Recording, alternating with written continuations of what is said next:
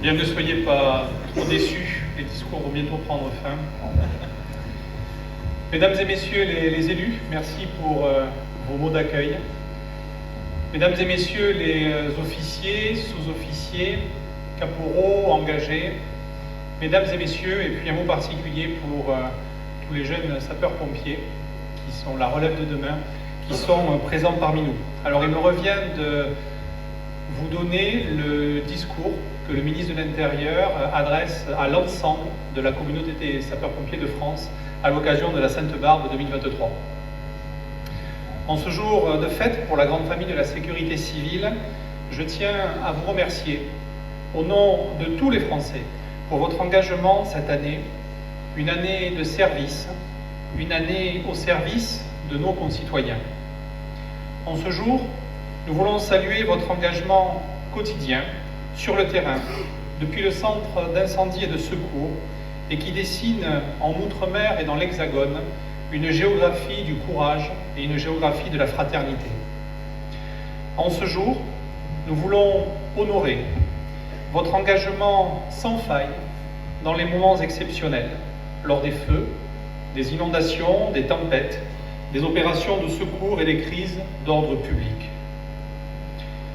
Où serions-nous aujourd'hui sans cette force d'action admirable, composée de plus de 250 000 hommes et femmes, techniciens du risque, volontaires et professionnels, et dont les Français sont particulièrement fiers?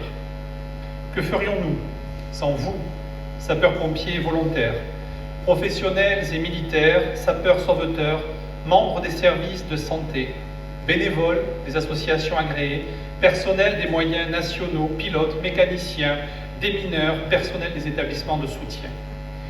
Que serait la France sans vous, soldats du feu, soldats de la vie, dont les Français se sentent et se disent si proches? Oui, les Français vous aiment. Les enfants qui voient passer rêvent un jour de vous ressembler. Les personnes en détresse vous appellent quand elles sont malades, désorientées ou seules. Ces femmes et ces hommes, sur le visage desquels vous faites naître un sourire au milieu du malheur. Les Français vous aiment parce qu'ils savent ce qu'ils vous doivent. À chaque intervention, vous êtes l'incarnation de la République. À chaque instant, vous témoignez que la vie a infiniment de prix. Servir au péril de sa vie. Voilà le cœur de votre mission. Voilà ce qui donne sens au risque que vous acceptez. À cette possibilité qu'en une seconde, vous puissiez perdre la vie pour en sauver tant d'autres. Ce jour de liesse est aussi un jour de mémoire, d'une pensée ensemble pour honorer vos camarades morts en service cette année. L'adjudant Denis Tirard-Collet,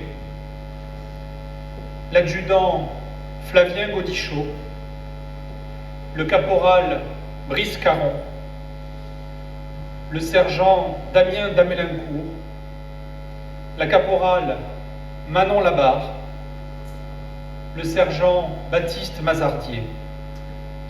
Nous adressons une pensée particulière à leurs familles et nous faisons le serment que ces chevaliers des temps modernes ne seront pas oubliés.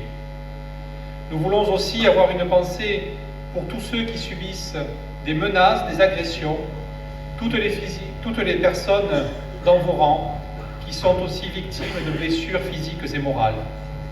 Nous ne baissons pas la garde, vous pouvez compter sur nous. Mesdames et messieurs, vous êtes aussi aux premières loges des bouleversements sociaux, mais aussi de la violence qui s'embrase, comme l'été dernier, dans 500 communes partout en France. Dans ce contexte particulièrement, vous êtes le visage espéré, la personne attendue lorsque tout vacille. Votre rôle est immense et nous savons que vous en avez conscience. Vous êtes aussi les premiers témoins des effets dévastateurs du dérèglement climatique, notamment de ces feux immenses en France et à l'étranger. Au Canada, en Espagne, en Grèce, l'été 2023 a été terrible. Et en France aussi, la lutte contre les feux rendue encore plus efficace grâce aux nouveaux moyens d'action et d'anticipation. Et c'est bien la solidarité entre départements et entre pays qui a permis de limiter autant que possible les dégâts humains, matériels et environnementaux liés à ces incendies. Cette solidarité, vous la concrétisez bien sûr dans la lutte contre les feux, avec l'appui des colonnes de renfort qui viennent de toute la France au profit des départements sinistrés, mais également aujourd'hui pour vos collègues d'autres départements face aux terribles inondations du Pas-de-Calais. Au-delà des incendies, des inondations, vous êtes également des ambassadeurs particuliers de la solidarité de la nation française, lorsque pour certains d'entre vous, certains de vos camarades ont été déployés en Turquie, en Libye, au Canada ou au Proche-Orient. Enfin, la grande famille de la sécurité civile a aussi été indispensable pour tous les événements importants. Rappelons-nous notamment cette année de la visite officielle du roi Charles III ou du pape, ainsi que des grands événements sportifs comme la Coupe du Monde de rugby. Et j'aurais aussi une pensée pour celles et ceux d'entre vous qui sont intervenus, notamment cette année, vous l'avez cité tout à l'heure, colonel, sur les incendies du plateau de Beille, ainsi que lors de l'exercice Novi, qui permet d'entraîner votre capacité opérationnelle. Cette année, alors que nous faisons cette barbe, pour reprendre l'expression consacrée, je veux vous redire toute la fierté que vous nous inspirez, toute l'estime que nous vous portons, et vous remercier surtout pour toutes les vies que vous avez sauvées. Alors à toutes et tous, belle fête de Sainte-Barbe, vive la République et vive la France.